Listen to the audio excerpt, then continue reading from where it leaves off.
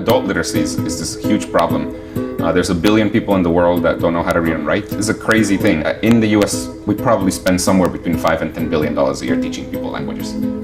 On DuoLingo, we probably only spend, in the US, we probably only spend $5 million. So we spend way less than the public school system spends, and we educate more people. What we want to do is we want to get 100 million people translated the web into every major language for free.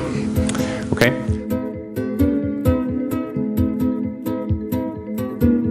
I saw the difference between those who had access to education, and not just education, that had access to a lot of things, versus those who didn't. I mean, Guatemala is a poor country, whereas people who don't have access to very good education barely learn how to read and write, and because of that, they continue being poor. It's a huge thing about my thinking, and this is why also I decided to start DuoLingo. You know, what makes me the proudest about DuoLingo in particular is Bill Gates uses DuoLingo to learn French, or Tom Hanks uses DuoLingo, or Zooey Deschanel. On the other end of the spectrum, every kid that goes to a public school in certain countries like Costa Rica, or Colombia, or parts of Brazil, also use DuoLingo. We use a lot of techniques from casinos, from online games, where we try to make it addictive.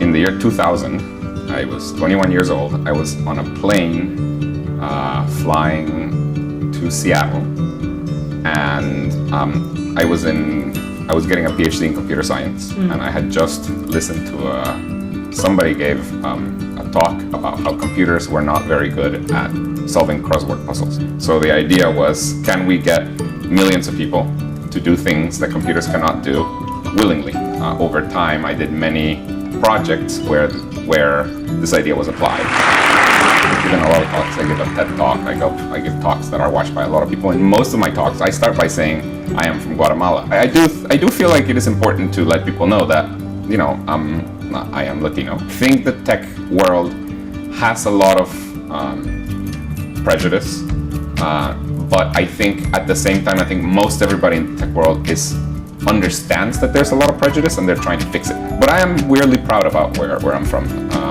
and that's where I grew up.